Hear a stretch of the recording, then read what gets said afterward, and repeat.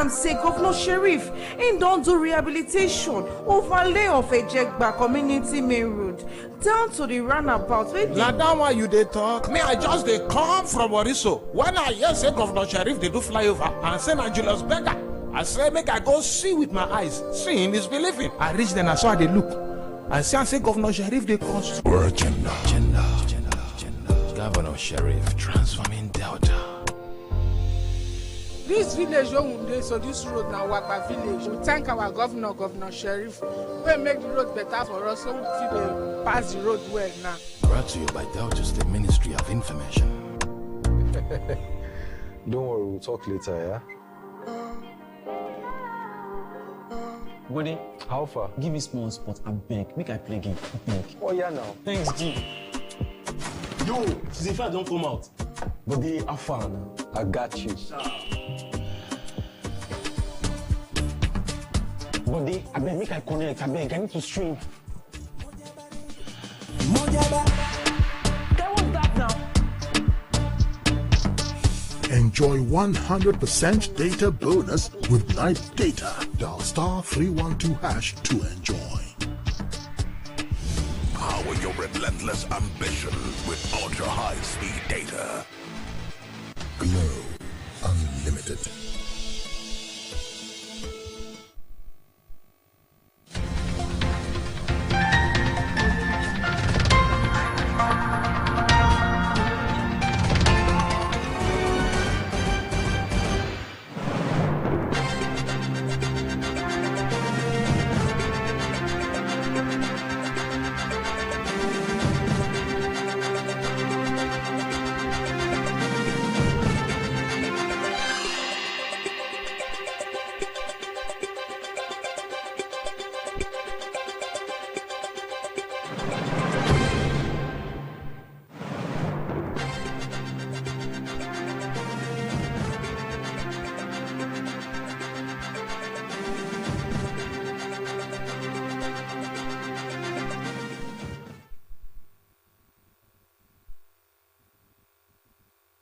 On the news tonight, state government reiterated commitment to building peace and sustainable development in communities.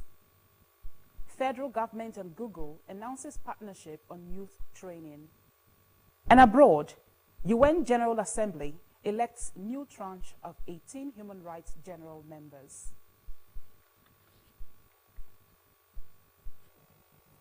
Good evening and welcome to Delta TV News at 8. Thank you so much for joining us. I am Blessing Usiagwada. The state government has reiterated its commitment to ensuring that communities enjoy peace and sustainable development in the state. The Commissioner for Oil and Gas, Chief Peter Uviejitobo, stated this at a meeting with representatives of the Blue Star Gas Limited and the host communities for the Iseni gas supply pipeline and facilities situated in Bayelsa and Delta states. Henry Unogwa reports.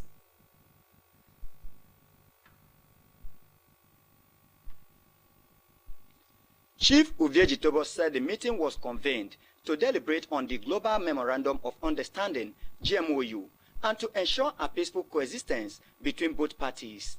He stressed that oil-rich communities would not be denied of their benefits from the company's exploration activities, adding that the state government desired host communities to maintain peace and shun any act that would promote violence. The commissioner enjoined the management of the oil companies to keep to agreement between them and their host communities in order to carry out their business activities without interference. Delta State is advancing the war agenda. That is why we have been working on the MOU so that we can come into compromise. Today, we will come together to sign the GMOU. And on signing the GMOU, the Blue Star Gas will commence operation and will work according to the MOU. Chief Uviejitobo appealed to the Blue Star Gas Limited to make amends to the Memorandum of Understanding, especially on issues bordering on the stipends given to community contract staff, adding that it would enable them to put in their best following the present economic situation. The meeting was inconclusive following the refusal of the community representatives to sign the Global Memorandum of Understanding. In attendance were the Commissioner for Justice and Attorney General of the state, Mr. Ekemejero Owovorole, Senior Advocate of Nigeria, and security agents, among others. Henry Onogwa reporting. Season approaches. The Delta State Governor, the Right Honorable Sheriff Oberewari, will upscale rehabilitation and reconstruction of roads across 25 local government areas of the state in fulfillment of his electioneering campaign promises to the people as encapsulated in the MORE agenda. Director General of the State Orientation and Communications Bureau, Dr. Fred Ogenesiwe, gave the assurance in an interview with a national radio station in Lagos, saying that Governor Sheriff Oberewari was already fulfilling his electioneering campaign promises to the people. Regarding the recent controversy surrounding a Sapele content creator, Mr. Kenneth Uge, the Bureau DG clarified that the young man was apprehended, questioned, and released the same day by law enforcement agents on their own accord and not on the orders of Governor Oberewari, pointing out that law enforcement agents had various reasons to question individuals in accordance with subsisting laws. He stressed that Governor Oberewari, a core Democrat and strong advocate for freedom of expression, would never order the arrest of a citizen simply because he complained about the deplorable state of a road in his area or constituency, noting that there was a strong connection between the governor and the people. Dr. Ogenesiwe pointed out that there were several roads in Sapele currently being rehabilitated or reconstructed to enhance free flow of traffic within Sapele Township and its environs, while more roads would be attended to during the dry season across the state. The Bureau DG said Governor Oberewari was determined to ensure that bad roads in Delta State were either rehabilitated or reconstructed in phases throughout the lifespan of his administration, subject to availability of funds, while also focusing on other sectors of the state's economy.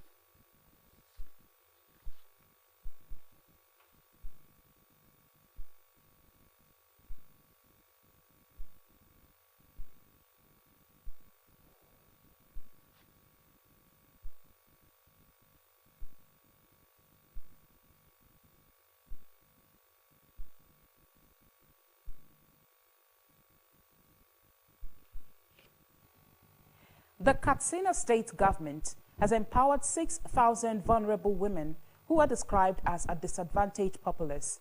Governor Diko Umar Rada performed the flag ceremony at the People's Square, Government House, Katsina. He described the event as a significant step towards enhancing the entrepreneurial spirit among the state's most disadvantaged female population. According to him, the empowerment program focuses on the provision of complete starter packages for noodle-making businesses, equipping beneficiaries with the tools and resources necessary to establish sustainable income-generating ventures. He articulated a vision where empowered women become catalysts to broader societal transformation, noting that when women earn a sustainable income, the entire family benefits directly.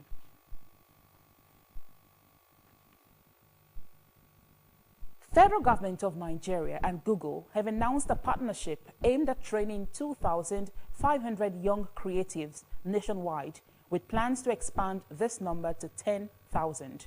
In a statement, the multinational technology company said the collaboration marks a significant milestone in advancing the federal government's Creative Leap Acceleration Program, designed to promote skills development, foster innovation, and enhance private partnership in Nigeria's creative sector.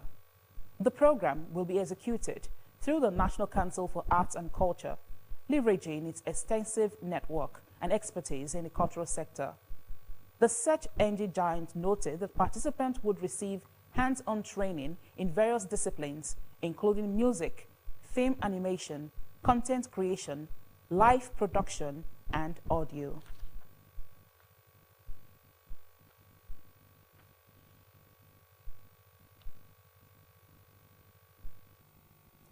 Absence of ad hoc staff and electoral materials for the conduct of local government elections in Plateau State has raised concerns as voters wondered about in disbelief. Report says at 11 a.m. there were no ad hoc staff in sight, neither were there electoral materials at various voting centers, particularly at the Ali Kazare Ward, Jambog Ward, and Naraguta B Ward. Some voters said they were disappointed with the situation as they could not be accredited to vote, even though they were at the polling booths as early as 7:30 a.m. At some electoral wards, officials of the State Independent Electoral Commission moved about, sourcing for replacement of ad hoc staff.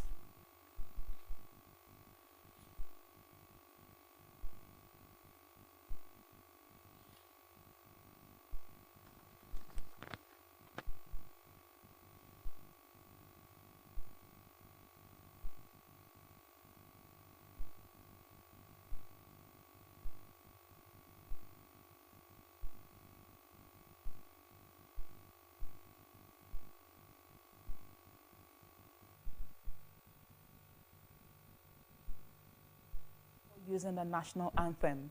The Director General of the National Orientation Agency, NOA, Mr. Lanre Isa Onilu, stated that it was necessary to obtain permission from the agency before the anthem or its lyrics were used to avoid its misuse or misinterpretation.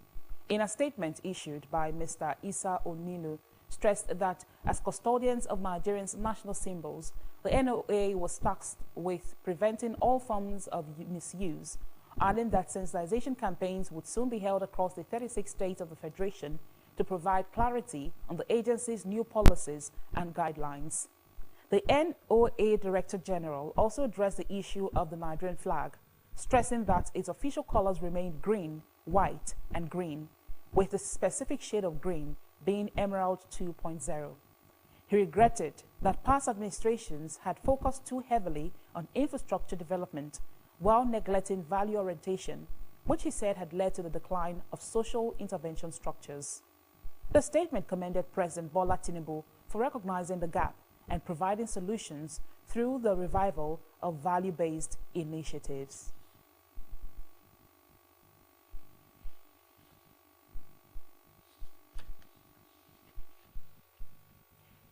Still to come, UN General Assembly elects new tranche of 18 Human Rights General members.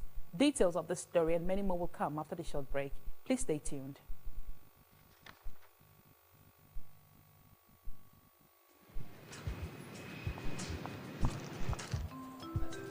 Your flight will be ready shortly now. Thank you.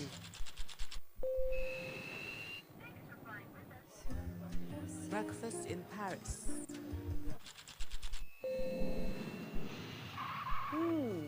Lunch in London. This could be you. And there's more. Hey, Mai, tell them more. Of course. Now this is what I call a win. And this could be you too in the Globe Festival of Joy promo. By recharging 50,000 Naira or more within a month, you could be among our 100 winners who will win business class tickets from Lagos to Paris to London. If you recharge 100,000 Naira or more in a month, you could be one of the many winners of a premium bungalow in Nigeria. The more you recharge, the more your chances to win. How was your flight? Delicious. Glow Unlimited.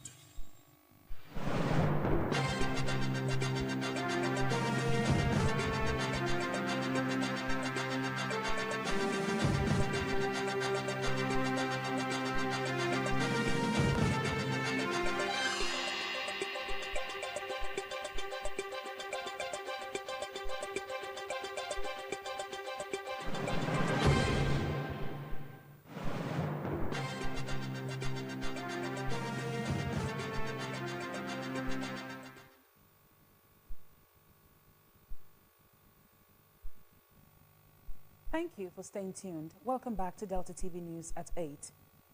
A renowned environmentalist, popularly known as the Desert Warrior, Chief Newton Jibonu, has celebrated the New Yam Festival in his hometown, Akuku-Igbo, Oshimili North Local Government Area. Eunice Emeyeza brings details of the colorful event. There is no New Yam Festival without yam. If you have to do a New Yam Festival, you have to use the yam. And so this is the process the yam has to go through before it's eaten as pounded yam for the New Yam Festival. Here in Akuku-Igbo, yam is eaten in different forms as they celebrate the New Yam Festival.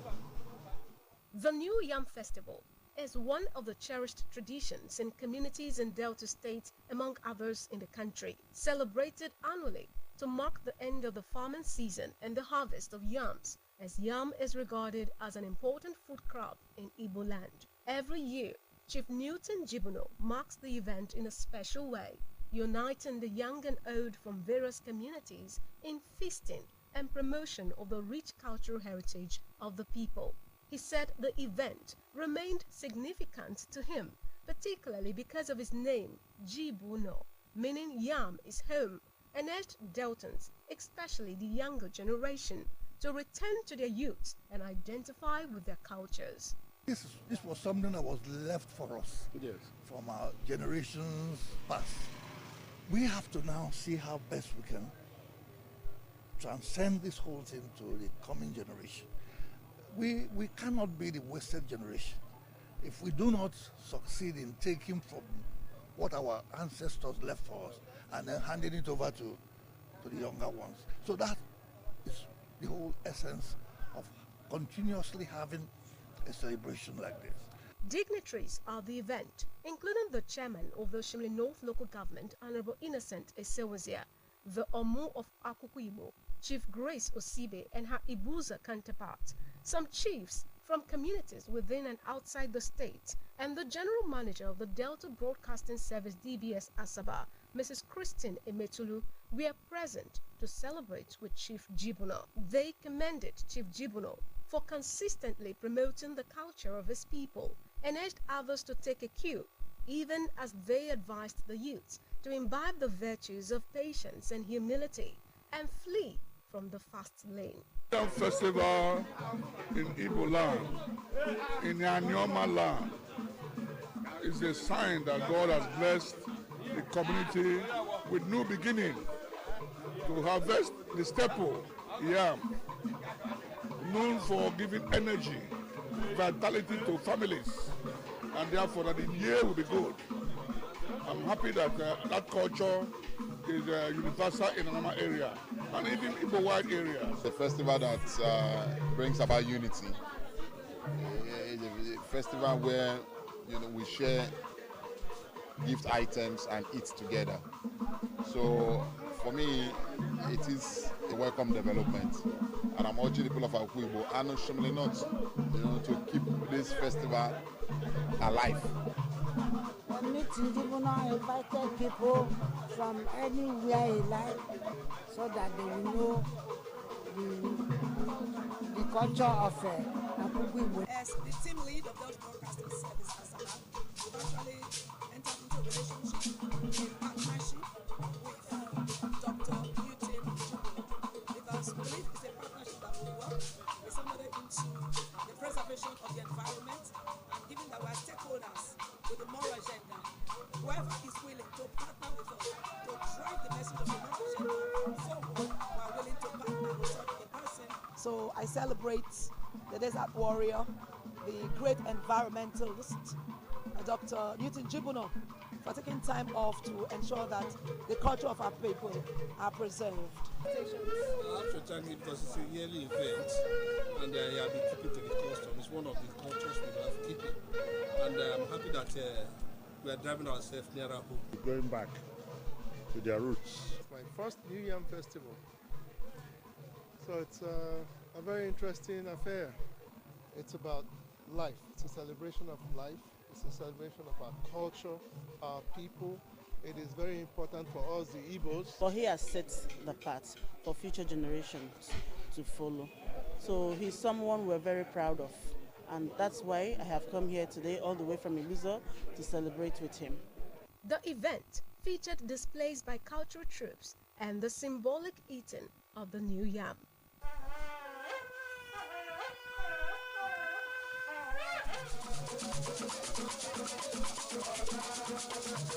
Eunice Emeazia reporting.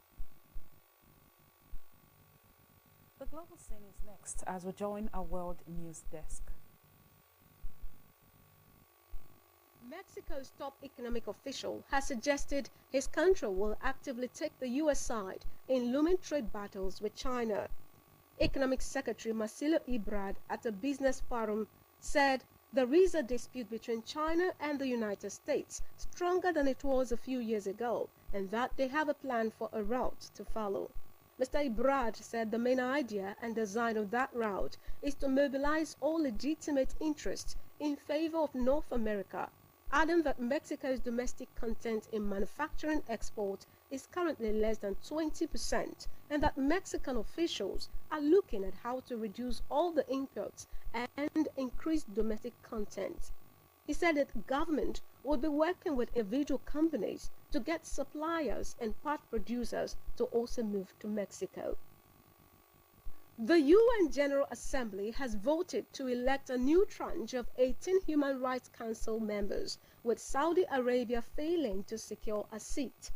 Benin, Congo, Ethiopia, Gambia, and Kenya were elected to the 5 seats of the Council from the Africa Group, becoming new members according to the final results.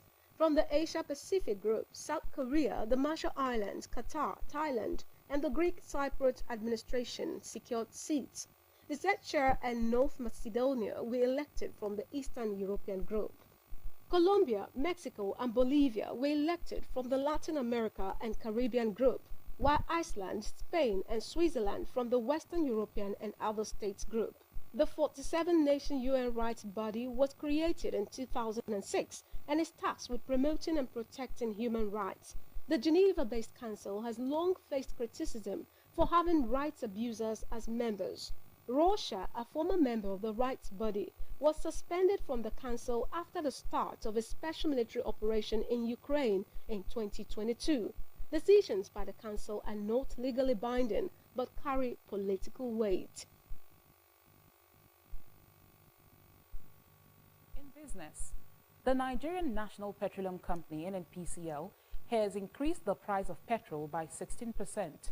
The third increase in 2 months and weeks after it started purchasing the petrol from the giant Dangote oil refinery on the outskirts of Lagos.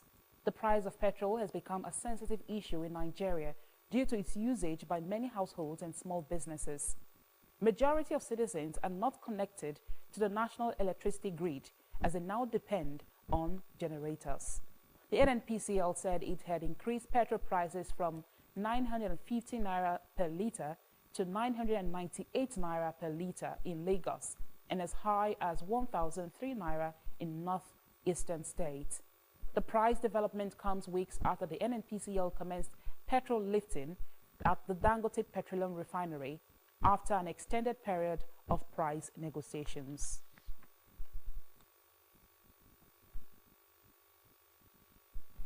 And in sports, it is already a full house in the Super Eagles camp as all the invited players have arrived. Sevilla stars Kelechi Iheanacho and Chidera Ejuke were the last arrivals. Yesterday, 20 players took part in the team's first session in preparation for the qualifiers. This is the second time Libya will come against the Super Eagles in the AFCON qualifiers. Both teams were housed in the same group during the qualifiers for the 2019 AFCON held in Egypt. In the first leg in Uyo, Akwa Ibom State, the Eagles won 4-0 and also won the return leg 3-2. Libya's only win against the Eagles was in the 2004 LG Invitational Tournament, recording a 2-1 win.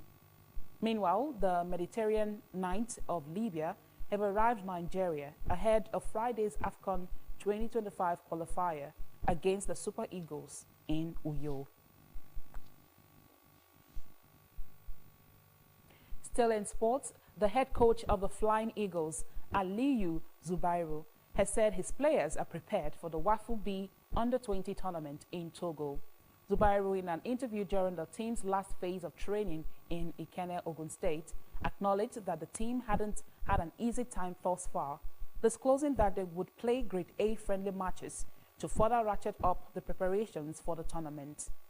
In their attempt to retain the championship they took home from the Niger Republic 2 years ago, the Flying Eagles will play a 3-team Group B match against Burkina Faso and Cote d'Ivoire.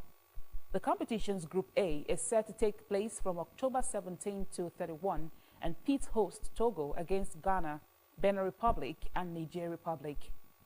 The Africa Under-20 Cup of Nations, which take place in Togo next year is the qualifying competition for the FIFA Under-20 World Cup Finals in Chile, where the top 4 teams will represent Africa.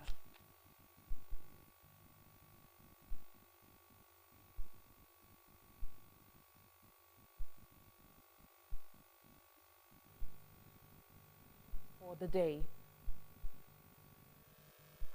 Positive thinking will let you do everything better than negative thinking.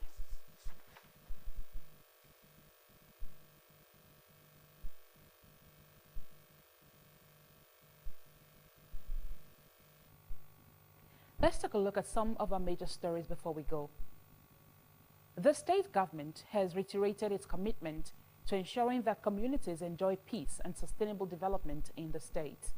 The Commissioner for Oil and Gas, Chief Peter Uvieditobo, stated this at a meeting with representatives of the Blue Star Gas Limited and the host communities for the Iseni gas supply pipeline and facilities situated in Bayelsa and Delta states.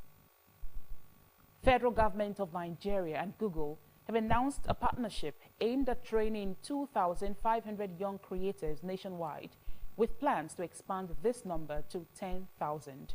In a statement, the multinational technology company said the collaboration marks a significant milestone in advancing the federal government's Creative Leap Acceleration Program, designed to promote skills development, foster innovation, and enhance private partnership in Nigeria's creative sector. And abroad, UN General Assembly elects new tranche of 18 human rights general members. That ends Delta TV News at 8. Thank you so much for joining us. I am Blessing Usiagbada. Have a restful night.